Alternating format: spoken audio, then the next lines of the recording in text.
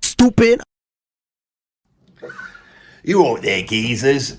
It's Philosophy Sunday today, and I thought rather than doing something intellectual, why don't we have a bit of fun and sing one of the good old songs from the good old days? So I'm going to do you my rendition of My Old Man's a Dustman. You all ready? Now you can all join in, and I would like you all right at the start to do the first whoa. So do you want to practice? Do you want to all do that? So if you could just give us a whoa, you got that right? So you ready?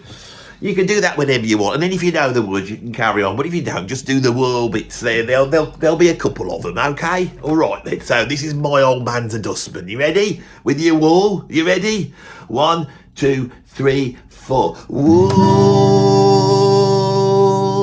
My old man's a dustman. He wears a dustman's hat. He wears cool blimey trousers, and he lives in the council flat. He looks a proper nonna in his great big high-heeled boots. He's got such a job to pull them up that he calls them daisy roots. Whoa! I'm going to do the next verse. No one knows the words to this, so I'll have a go. I'm going to have to read them. Some folks give tips at Christmas, and some of them forget. Though when he picks their bids up, he spills rubbish all over their steps. Oh, one old man got nasty, and to the council he wrote. So my old man went round there, and he punched him in the throat. Whoa! My old man's dustman, he wears a dustman's hat. He wears cool blobby trousers, and he lives in a council flat. He looks a proper nonna in a great big hobnail boots. Boots. I've forgotten the bloody lyric. Boots, hobnail boots. He's got such a job to pull them up that he calls them daisy.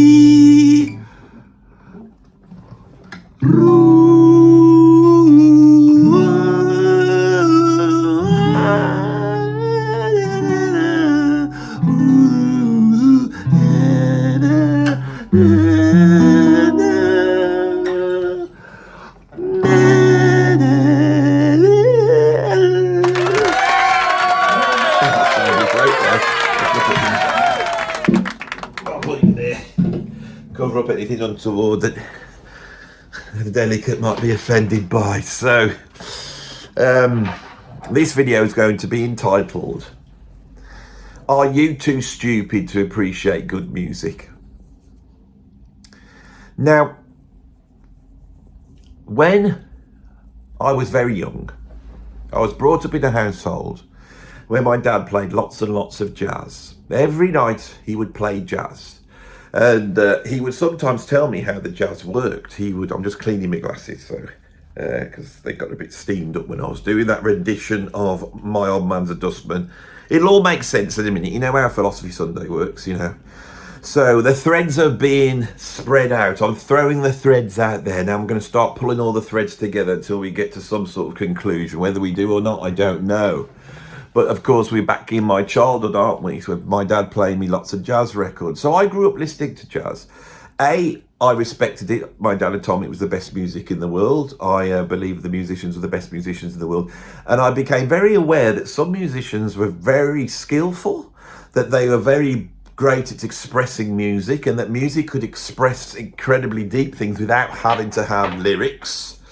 And that music could be quite complex, including music that might not be in 4/4 time. I was aware of this as a youngster because my dad was such a fan of Dave Brubeck. So when I got older and I started to listen to pop music and rock music, I did have that in mind, and I was very aware that the pop music that I liked was not quite as deep as the jazz that I'd been brought up listening to. But as I got into rock music, I realised some of the rock music was a little bit more deeper than others. And I got a reputation at school for being somebody who liked this sort of music, you know, the deeper, weirder music. My friends would call it weird. On one day, I was chatting to a lad and he bought this record and he didn't like it at all. He said it was too weird for him and it was too weird for anybody to listen to. And so he wanted to get rid of it, and he'd come to see me. I didn't know him, but he'd heard about my reputation for liking weird music. And he said, do you want to swap it? And I said, well, I've got a picture disc of Hawkwind's Silver Machine.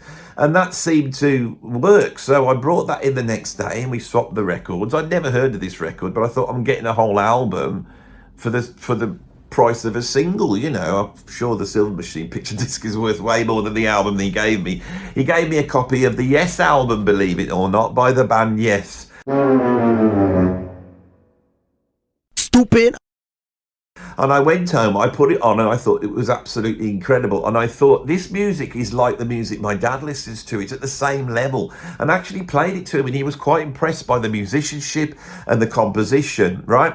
And then I thought, wonder why no one likes it, this at school. And I thought, I know what it is. And at 13 years old, I came to the conclusion back then that the reason why they didn't like this complex music was because they were too stupid. They listened to pop songs and they liked them because they were cool. But if you really examined it underneath, it was basically a simple song for simple people, a little bit like My Old Man's a Dustman. Now, what's very interesting, the reason why I chose that tune wasn't just because it's a nice Cockney sing-along tune, and I do love it, and I enjoyed singing it, and I hope you enjoyed me singing it. I hope we had some enjoyment. And what's wrong with that?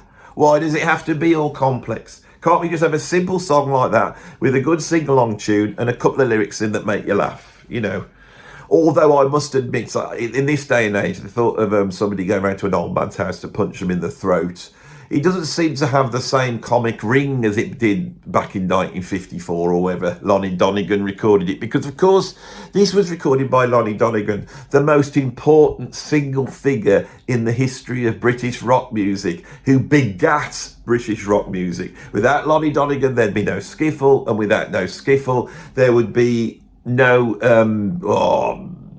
Beatles, The Who, Jeff Beck, Led Zeppelin. Skiffle, right, is the reason why we have our version of rock music in the UK. And of course, our version of rock music took the world over, didn't it? It took the world over. Well, we don't care what Mama don't allow, gotta play that skiffle any old how. Mama don't allow no skiffle down in here. Now then, you're called what? JG Skiffle Group. And you come from? Epsom. What are your two names? Yours is? James Page and David House. Both from Epsom. Yes. Well, what are you going to do when you leave school? Take up skiffle? No, I want to do biological research. The Beatles, Led Zeppelin, the Rolling Stones, so that simple song, yes, it's that stuff from which everything came, and all the sophistication that came from that. So there's an argument that you have to have this simple music, that there's something raw and of value there. And from there springs absolutely everything. Everything starts with the simple. Why does everything have to be so complex? Surely there's something about appreciating something that's simple. So here we have the argument. Now this argument has developed into a much more complex argument.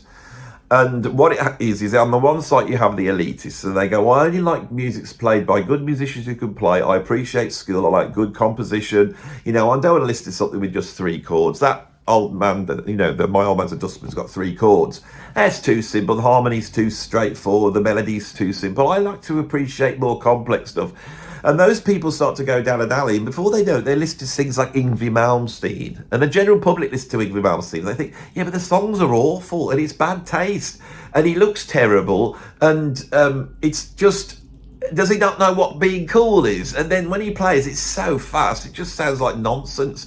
I mean, how can you get any emotion for something fast? All they're doing is appreciating how skillful it is. It's like appreciating someone who can build a good brick wall, a good brickie, or somebody, that can stand on one leg while whistling, Hi-Ho Silver Lining by Jeff Beck. It's just a party trick. It's not real art. So this thing emerges, and this has affected all of music, the critique of music. Now, one of the points I think is that the music critics, they have erred too close to the sort of simple music's the best, and it's about visceral just expressing the music of the folk, that type of thing.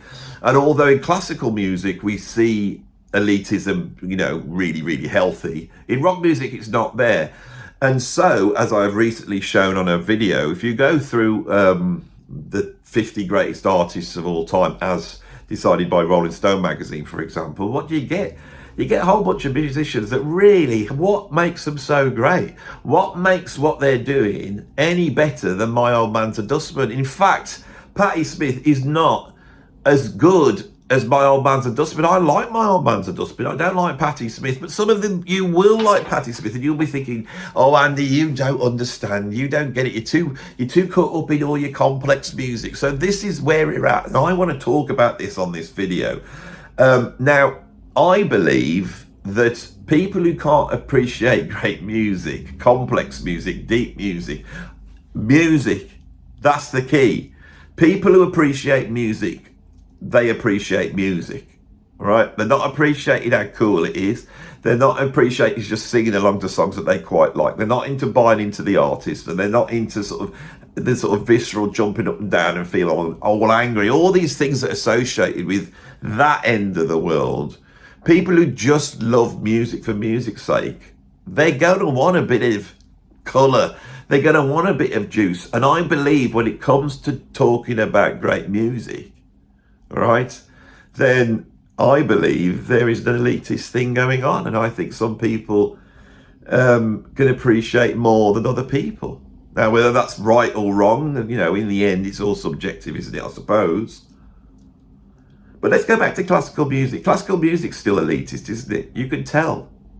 When you look at that young musician of the year thing that's on TV every year, all those kids, they're all posh kids, aren't they?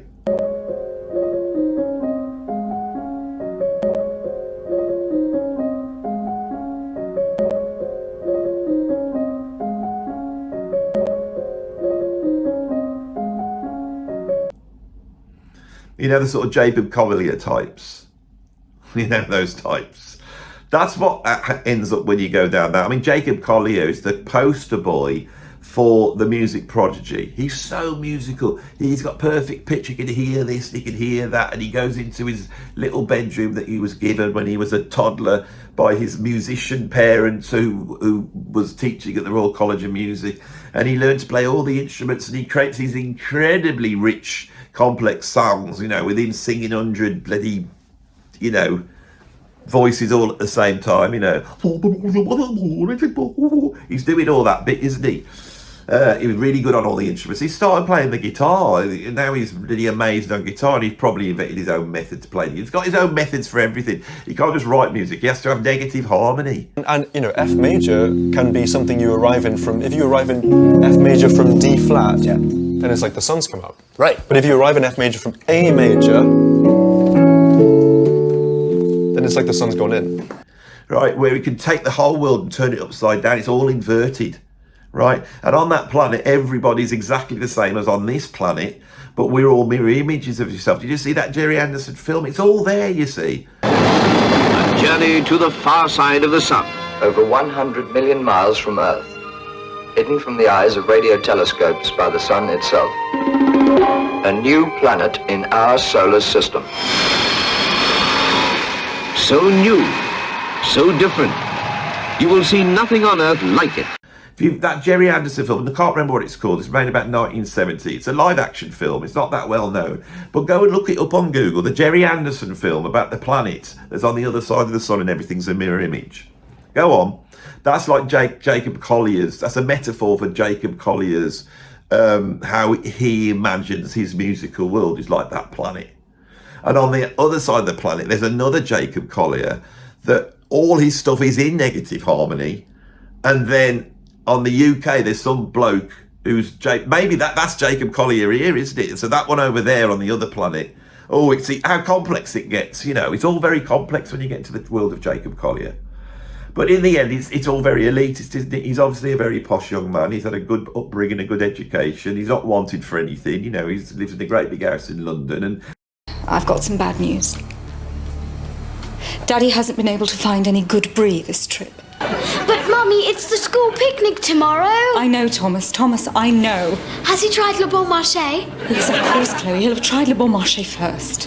I think we have some Wensleydale left over from Ginny's christening. Oh, Thomas, don't be silly. It's a Parisian picnic. Do you want all the other children to laugh at you? Those of us with a little bit of a more closer to the hoi polloi, you know, those of us, you know, whose grandparents would have dressed like I'm dressed now and appreciated a good song about a dustman. We go, I don't know, I mean, Jacob Cott's all right if you got all that, isn't it? You got all those bloody double basses and percussion instruments in your bedroom and a mom who teaches at the Royal College of Music. That's all okay, isn't it? So I thought a good place to start would be to look at the child prodigy, because this is something we all understand. Now, the ultimate child prodigy musician of all time, the poster boy of the elites, the highest of the highest, the greatest of the greatest, the person that cannot be questioned in terms of how great their music is. Their music is almost close to God in its conception, is of course Mozart.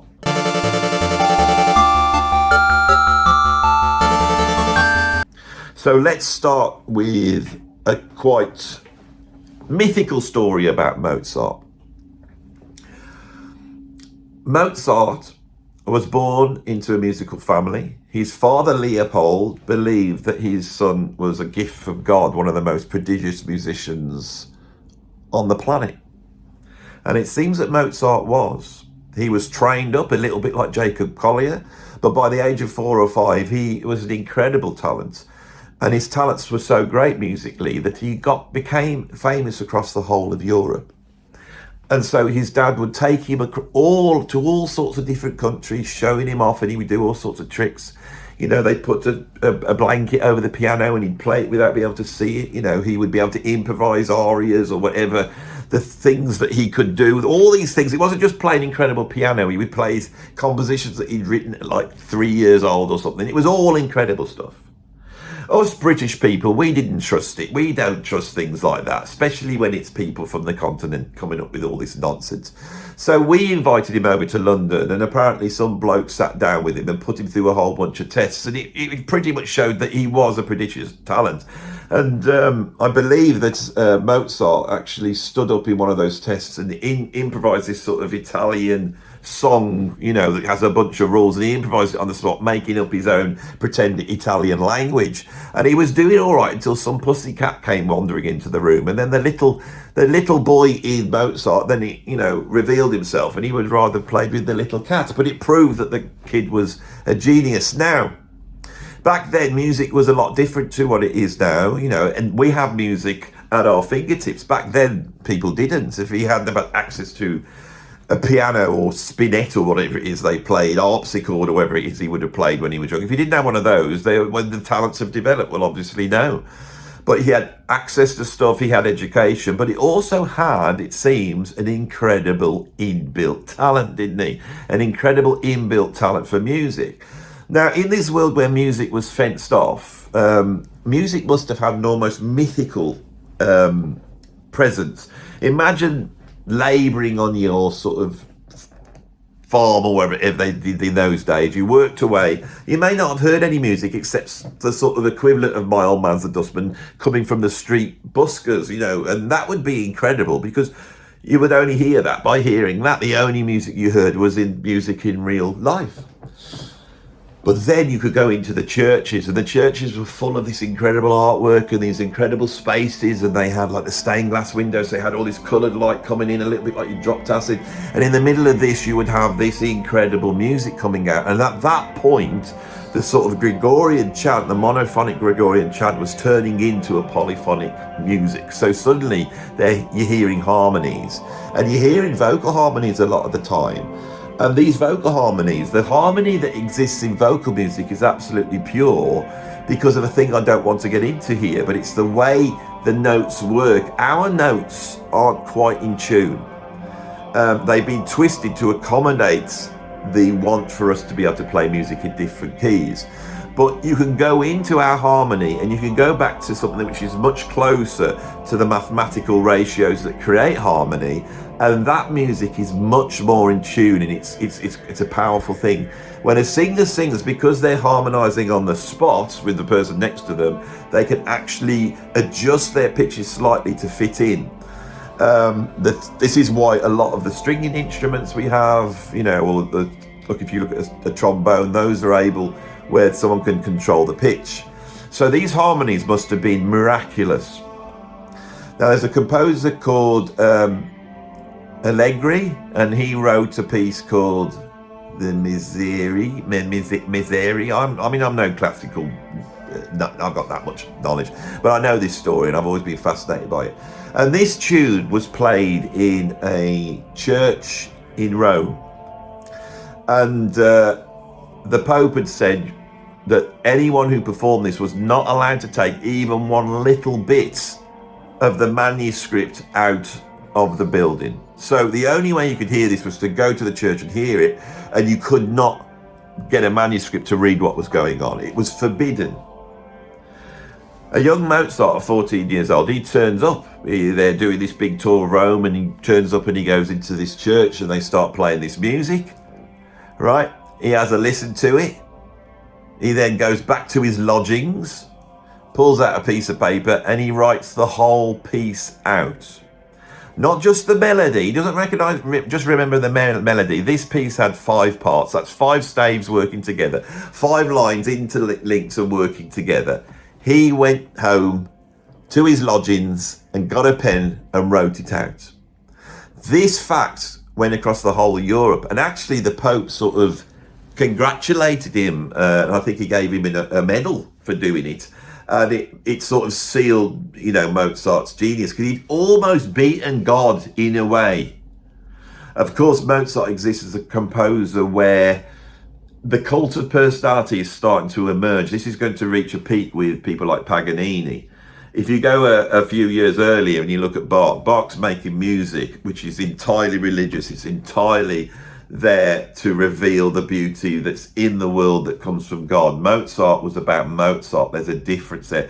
Beethoven even more so. This is where we move into that sort of period after the Enlightenment, and this idea of the individual comes out, and the individual expression, and that heroic ability, the virtuoso, the idea that Mozart's got these prodigious talents. That becomes important because it's an embodiment of the individual. It's an embodiment of what human beings are when they're at their best.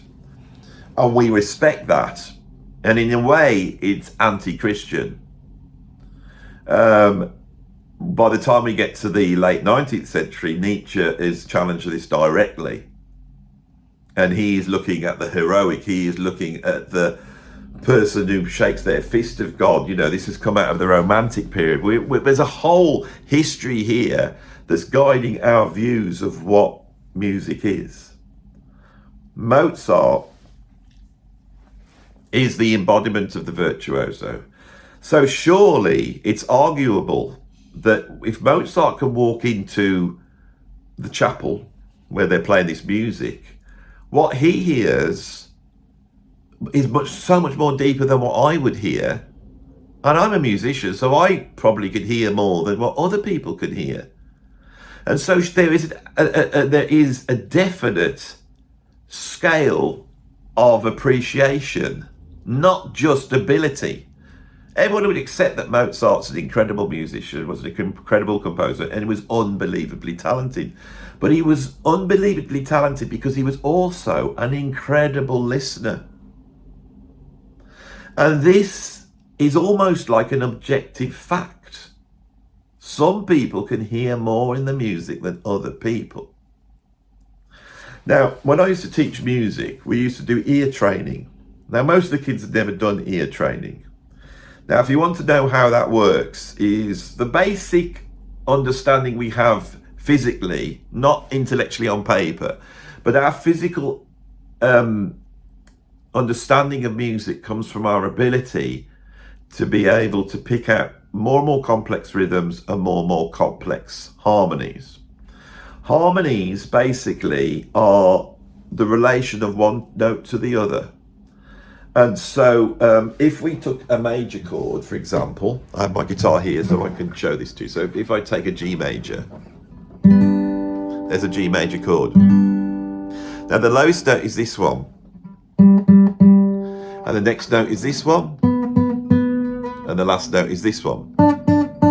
If I play them all the same time, I have a chord. All right, but if I then apply some rhythm to them, some time to them, they become a melody.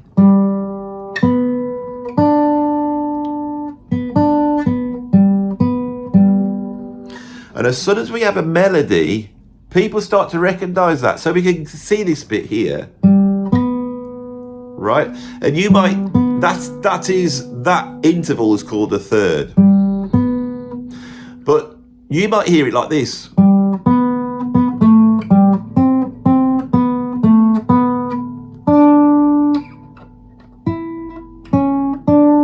Okay, now, when I played the bit of the melody I didn't know, especially on camera, it's a stressful thing to do.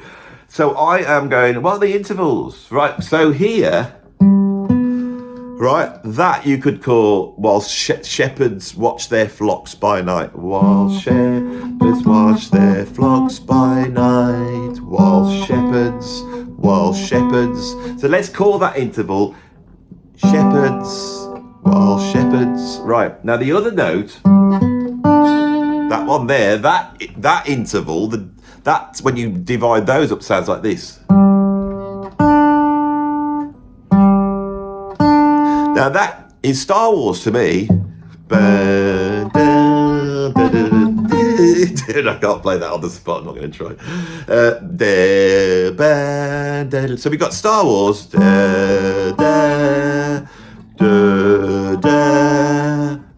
We've got shepherds. While shepherds, that's a third, that's a third, that's a third. This is Star Wars, that's a fifth, that's a fifth, that's a fifth, that's a third, that's a third, that's a fifth, that's a fifth, that's a third, that's a third, that's a fifth, that's a fifth, that's a third, fifth, third, fifth, fifth, fifth, fifth, fifth, third, fifth, fifth, fifth, fifth, third. Now, I'm going to play one of those intervals, right? And even the most stupid of you who've clicked on this thinking, well, I bet Andy would think I'm stupid. I know nothing about me. I don't know anything about that. I am now going to play either a third or a fifth, and you've got to tell me which one it is. You ready? Right, don't look. Right, this is the interval. I'll do that a bit again. I might edit this. I will, though. Don't look. This is the interval. And the answer's a fifth. You knew it! So, the point I've made here is as much as you might be born with this talent, with a little bit of work, you can get better at listening. You can get better at appreciating things. And if you did that a little bit, you might put a tune on and you go, oh, that was a fifth. That started off like a fifth, that one did. And then that one started out like a oh, I could hear the difference now. And that surely gives you a deeper understanding, as though you've just opened up a sort of your visual field into 3 dimensions, or you could see more colours. So this could be taught. Now, if it could be taught and improved, and it can, right? Musical appreciation can be taught and improved. Now, when we did these tests in the college, I've done hundreds and hundreds of these in front of 30, 40 kids for year on, year out. I've done them a million times. I got quite used to seeing what would happen. You would go in and you would do it, and then once we'd done all the tests, like I've just done, and everyone got all the 12 intervals recognised, take a few weeks to do, but it's not hard. It happens pretty quickly. You can get sort of 7 intervals, 8 intervals nailed, like on the first day, pretty much, after an hour or so work. We would then do a test, and I would mark these tests. Now, the thing that the blank slate end of this is the fact that these tests and these practicing this made it better, way better.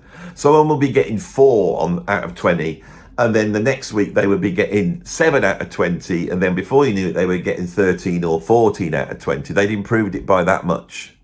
But what was interesting, these kids, and none of them have ever done this because our education system for music is messed up, right? Such a simple thing to do for everybody at school would increase the sort of appreciation of music if you just did this. And kids love doing it and they love a test. There's nothing bad in this, right? So when you did this though, you got all these kids in there, and when you did it, there'll be like 3 who straight off get 18 out of 20. And I go, my God, you're really good at it. They go, oh, yeah, well, yeah, I just wrote down the intervals you said. Then I was looking at them, and there'll be a couple in there that are getting 1 or 2 or 3. Once you've done the exercises, the ones who were getting 17 or 18 are now getting 20. I would regularly have kids who would get 20 every single. It was just like they would just. This isn't perfect pitch, by the way. This is relative pitch. But and I haven't got. If I did a hearing test, I'm going to get a few wrong. I haven't got that good relative pitch relative to these kids, and these kids were just born like it. So I became very aware that there was also a biological aspect to this. Both of those are working. It can be improved, but some people just seem to be born with a greater ability. And I did this so much, it wasn't down to the fact that they'd done the test before. I was able to take that out in my sort of subjective study of this that was going on. So I believe that there are people that have got more of a disposition towards music, right? And I think it can be improved by listening and education. And fundamentally, the more you can improve your appreciation of music, the richer your life will be, because you will get more out of music. Now we move on to a very important point that I need to make. When I sang My Old Man's a Dustman at the start, it's a nice little tune, right? Very, very simple. Without the lyrics, it's virtually meaningless. I mean, I can go, you know, pretty much.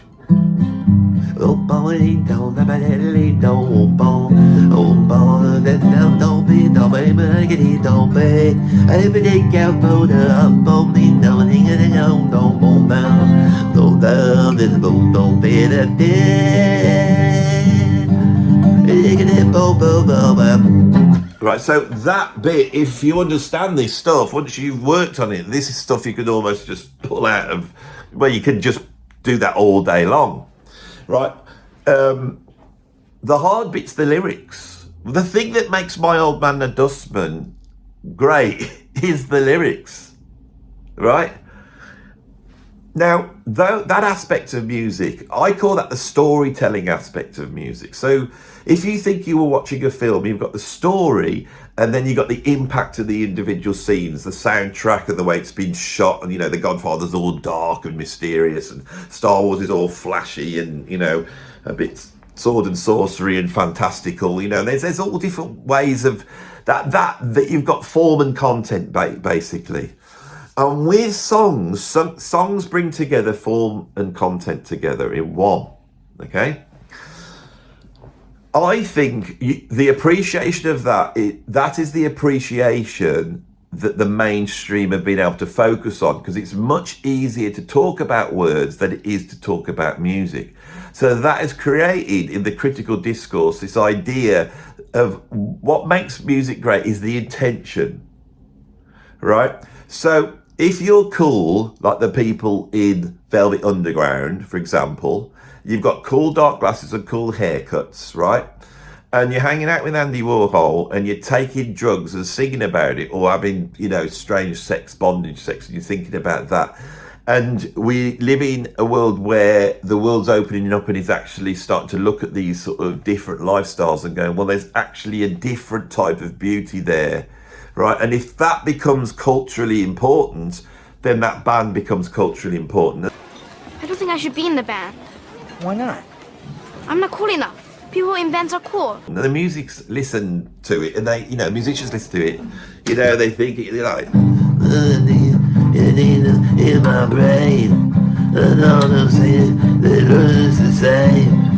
Hold on a minute, come on the way, and I will go in the days, I I mean, I was watching a Patti Smith concert the other day, and she said, I've written this song, and it literally was, she strummed this one chord like this, and just took her one finger off. And she went, for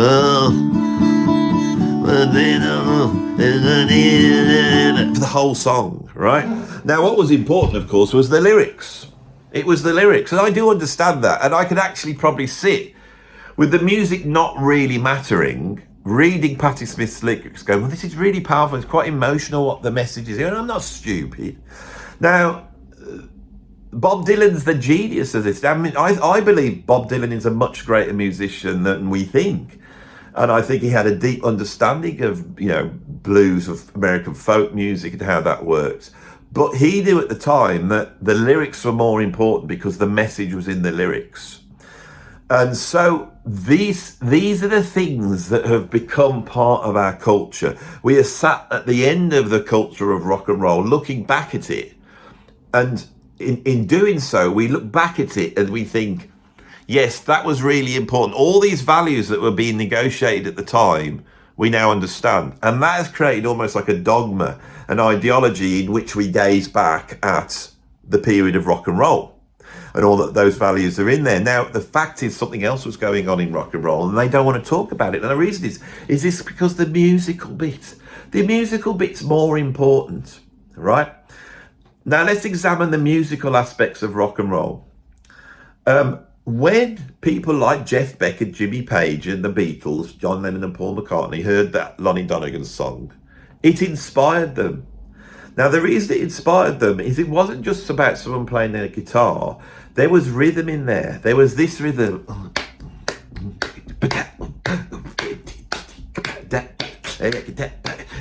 Now, that is jazz, basically.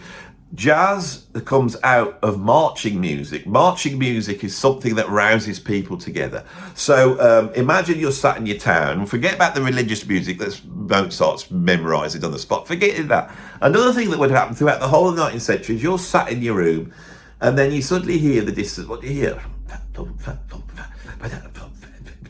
then you go, what the hell's it? You go out. And this big noise, it's heavy. The brass instruments are like aggressive sounding. They're not soft like voices. They're not as in tune, actually. And the wave they create is a lot squarer. It's a lot meh. It's not oh. It's nah. It's that sound. You know, and everyone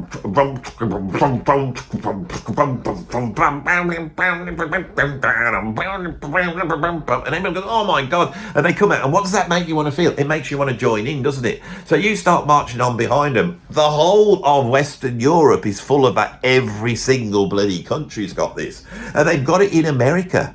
But the thing is, America is swimming in all these different influences. So their marching music, now they have the greatest of them. They're the greatest of them all. Sousa is the great. He's like a hit in the middle of the 19th century. It takes over music. Everybody's listening to it, and jazz comes out of that. You know,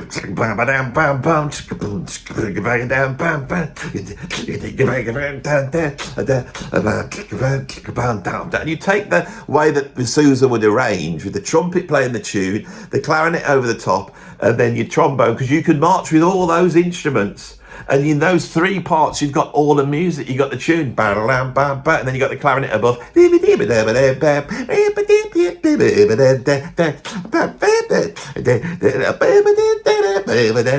the trombone below.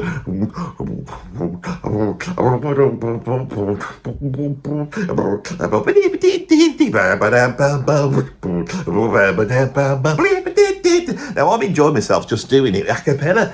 And I bet you are, although I'm a little bit puffed now. So the American adaptation of marching music, which we call American pop music, that rhythm. Now, we all argue about this. You know, did that come from gospel? No, I think it's African music. It's not African music at all. Right? That's completely different, right? And I don't want to get into this discussion here. The point I'm going to make is American popular music popularizes this. And it goes throughout a whole of folk music. And that music is rousing. It's a reveille. It's not like the church music. This makes you want to get up. You know, Joanna here, Joanna here. Alexander's Ragtime Band. Yes, I do want to hear it. Who's telling me? Doesn't matter, I'm just telling. I've walked in, do you want to hear it? We're in. What's the matter? The music. What? It's gone. It's gone? But you had it. I must have left it on the streetcar. Oh, you couldn't have done that. What are we going to do? Well, you guys got to play or not? Yeah, sure. Here, take this. It's music, brand new. It just come from New York. Music, you better be good. They start throwing bottles at us, I'll meet you boys on the ferry. All right, fellas, just the chorus. Hey, I don't get it.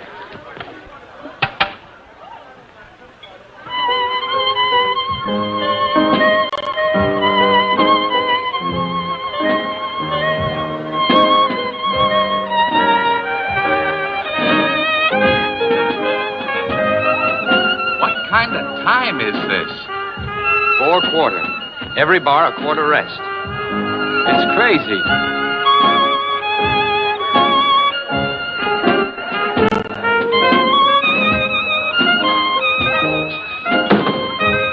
Come on.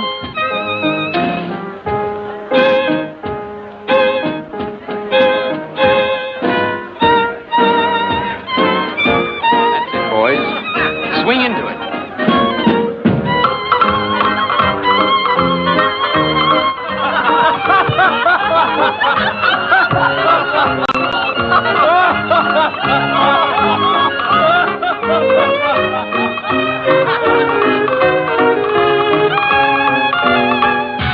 My music, a dirty crook. Come on and hear Alexander's Ragtime Band. Come on and hear, it's the best band in the land. They can play a bugle call like you never heard before. So natural that you wanna go to war. That's just the best band what I am. Oh, my honey lamb, come on along. Let me take you by the hand. Up to the man, who's the leader of the band. And if you care to hear the Swanee River played in ragtime, come on and hear Alexander's Ragtime Band. The popular music is not there to do what was going on in that church that Mozart wanted us to do. It's to rile you up. It's to get you excited. Maybe you're going to jump up and dance or be a part of the community or march somewhere or whatever it is. That is what music does. Right? And the greatest music all the way through has done that. And most bands have been able to establish themselves by bringing out a single at the start, which is the equivalent of Irving Berlin's Alexander Ragtime Band, in that it rouses you up. It's usually a call to arms. It's a call to action. Sorry, not arms, but it could be a call to arms because it's coming from that place as well. A lot of militariness in this. It's a call to action. Okay. This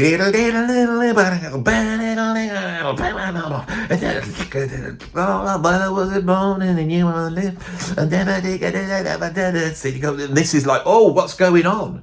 You know, and a lot of these lyrics, when you actually look at some of the biggest songs, the biggest, most exciting, visceral songs, are actually telling people to come and join, you know, come and join this thing, you know. I'm trying to think very hard because I haven't prepared this, but I didn't even know I was going to go here. So I'm trying to hard to prepare these sort of very exciting songs that come out and pull everyone together. And it's interesting once you've done that to look at a Smells Like Teen Spirit or an Ace of Spades or God Save the Queen by the Sex Pistols or She Loves You, Yeah, Yeah, Yeah. All these songs that sort of break out. To see how they are calling you to join in something, you know. And so in the comments, you can add those in because my brain's not kicking into gear. This is a very important thing. So what have we got here? We got this musical thing that isn't like Mozart. It's like you got these big square wave, harsh sounds that are a little bit dissonant. And you've got this rhythm, right? 2/4 rhythm that makes you want to get up and march. You've got all these things, and you've got a very simple song calling everybody to get up, right? Now, as time goes on, the embodiment of those things in American folk music, which is jazz, blues, and gospel, and all those things, that emerges, and it's incredibly powerful. Lonnie Donegan pulls into that with what he's doing in the 1950s.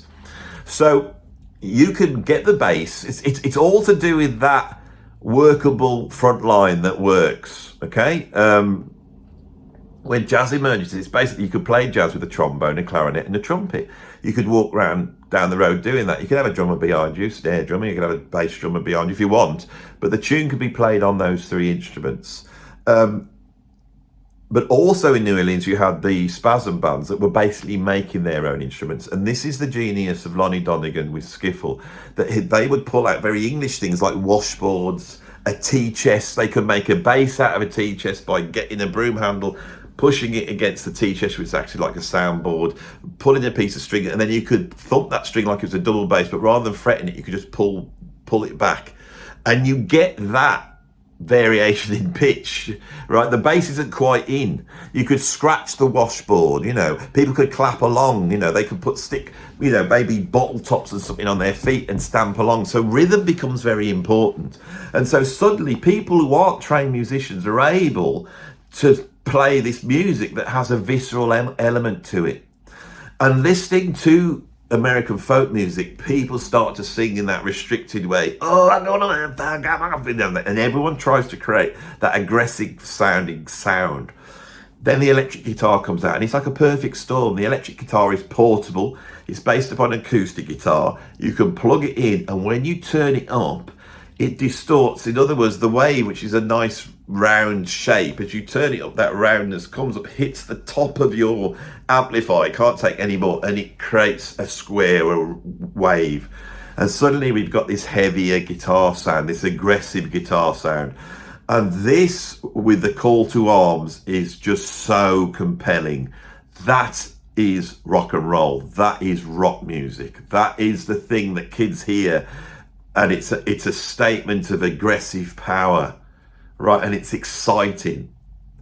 Boys can do that and show their manliness by standing with the guitar, going, and then standing in a pose that looks like they're about to, stand up to an attack. Maleness could be put out through rock and roll. And then girls could appreciate that by hanging around it, and this whole dichotomy. This is why, rock music is so sexist, because it's really pulling into these primal things. But what's interesting is, and this is the thing that never gets spoken, once that's created, right, musicians are drawn to it who are not coming from the sort of Jacob Collier world. They haven't got access to anything. They're not classically trained. They might have an acoustic guitar. They get pulled into it, and they're able to purchase some sort of credibility in society. But they are musically creative. They're in that percentage of people that just naturally got the 18 out of 20, right? They are just talented musicians, and they start to explore the world through the technology they have. The drums, the guitar, the electric guitar. Can I distort it? Can I overdrive it? What happens if I smash it up on stage when it sounds really loud? Does it make a sound? What can I do with the drums? When I go into the recording studio, how can I record these drums? Can I put a mic actually inside the bass drum and get that bass sound so that hits you in the guts along with the guitar? And all this sort of pushing. Now, everyone knows this. This is the concept of heaviness. When I was a kid and heavy rock was turning into heavy metal, we were searching for heaviness. It was like gold, musical gold.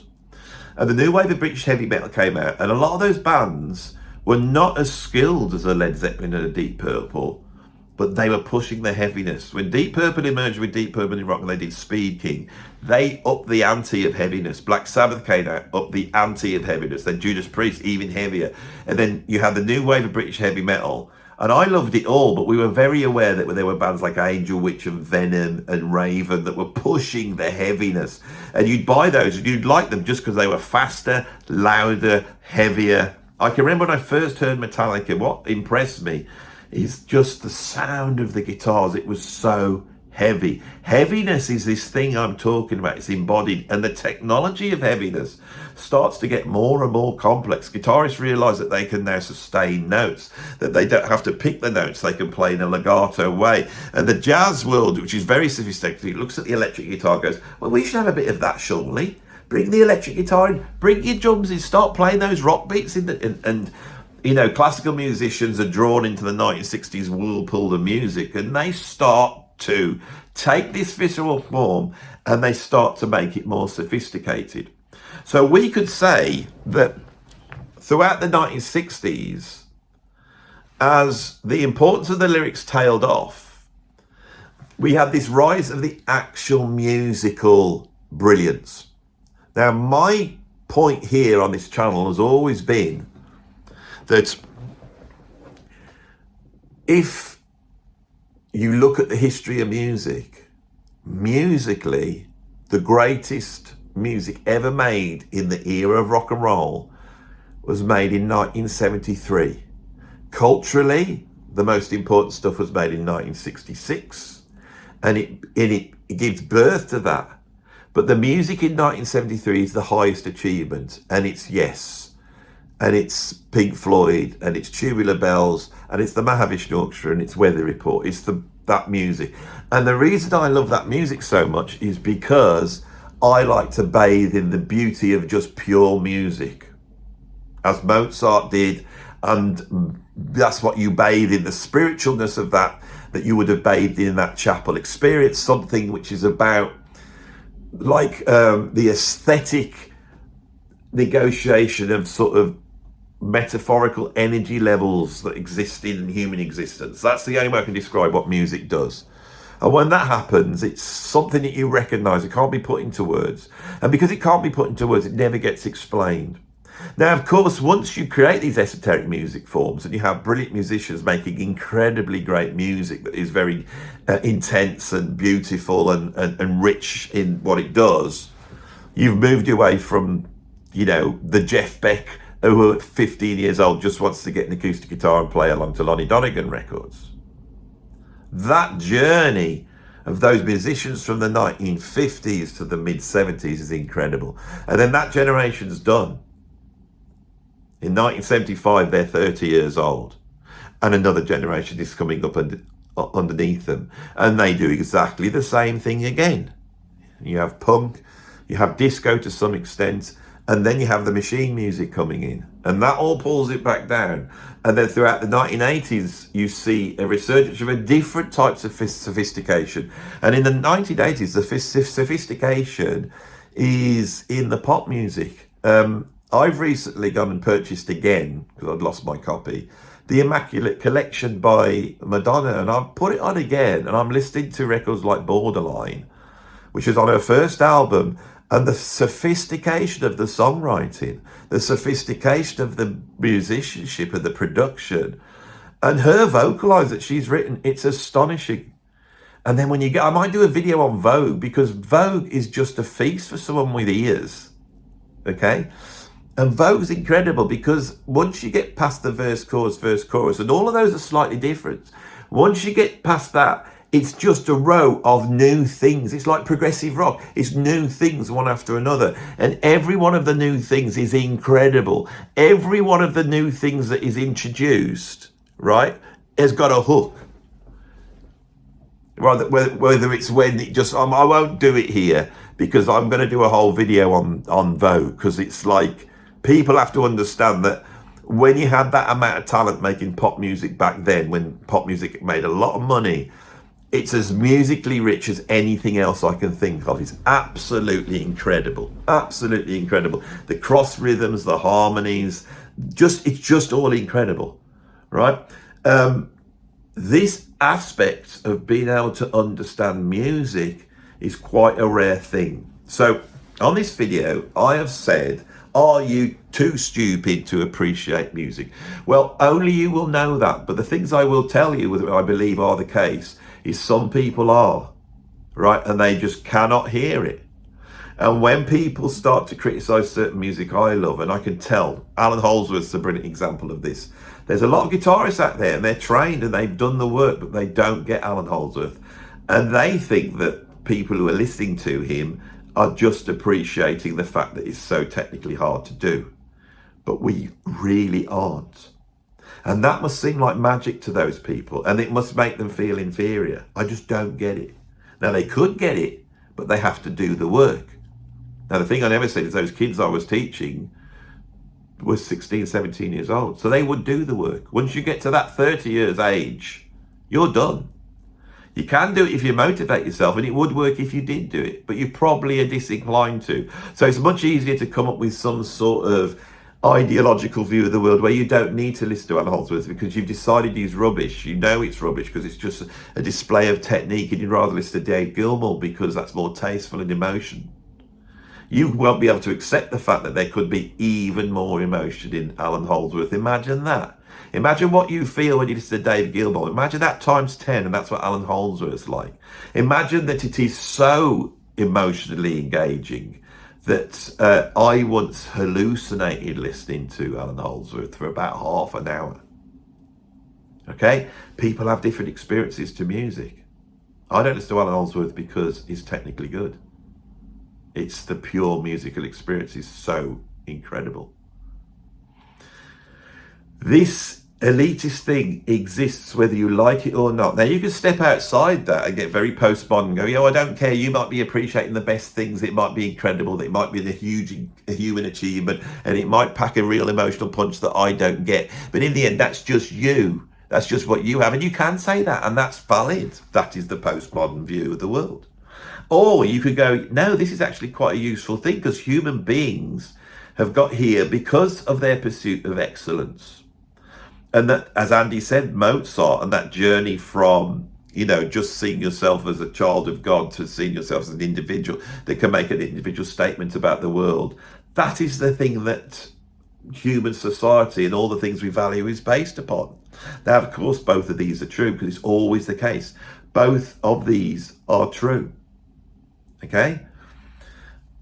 If you watch my channel, you will see I'll be continually pushing against as he adjusts, as he realizes there's something in view at the back of this video, isn't there? And it relates to videos that I've done before, and it's completely unrelated to what I'm talking about, except that I started off singing My Old Man's a Dustman and dressing myself like this. I'm very aware that my videos, I hope, are working on a number of levels.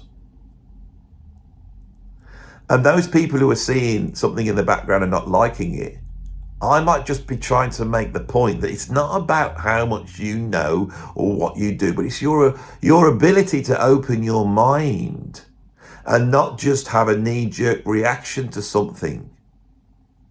Right? To be able to listen and to open your mind, because without that, you are dying. And that's why music is so important. Now, I don't believe that I will ever get to the point of being able to hear the things that Mozart could hear, or not even the things that Rick Beato and Jacob Collier could hear. And I wish I could have my head in their ears for a moment in time. I would love that. Right? But I'm not going to put that down, and I'm not going to diminish it. I'm going to go, that's the incredible thing, and I'm going to see it as a target of human potential. So when we come back to the original question here, are you too stupid to appreciate music? I don't know.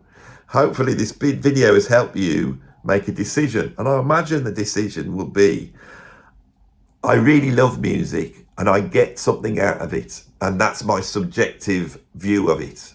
And I don't need to get any more out of it. I don't need to. But I might want to just see if I could squeeze a little bit more out of it. And in that, there's no answer. Because being alive is having those two things in balance. Being happy with what you've achieved and what you've done so far, but still being open-minded enough to push yourself forward. And as a listener, working at appreciating music, right? That's this is so enjoyable to do. Now, could I, on this channel, help people to expand what they love, especially older people who might got a bit jaded in what they like, and make their life a little bit richer?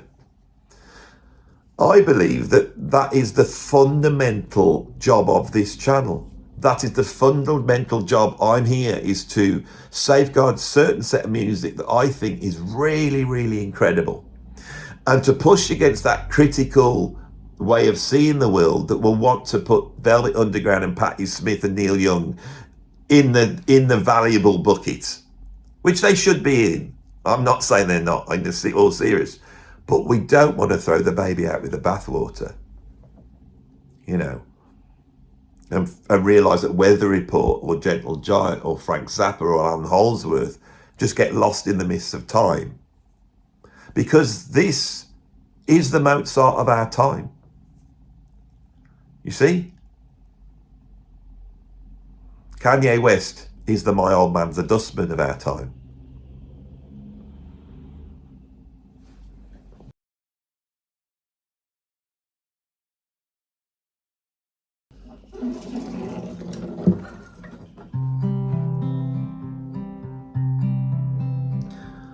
My old man's a dustman. He wears a dustman's hat.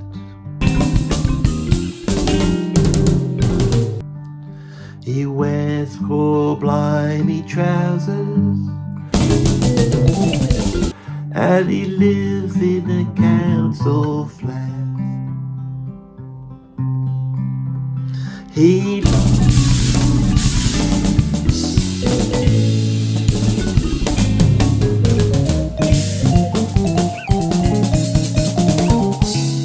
looks a proper nana in his great big high-heeled boots. Should have been hobnailed. He's got a job to pull them up. Oh, he's got a job to pull them up. So he calls them. Oh, he calls them.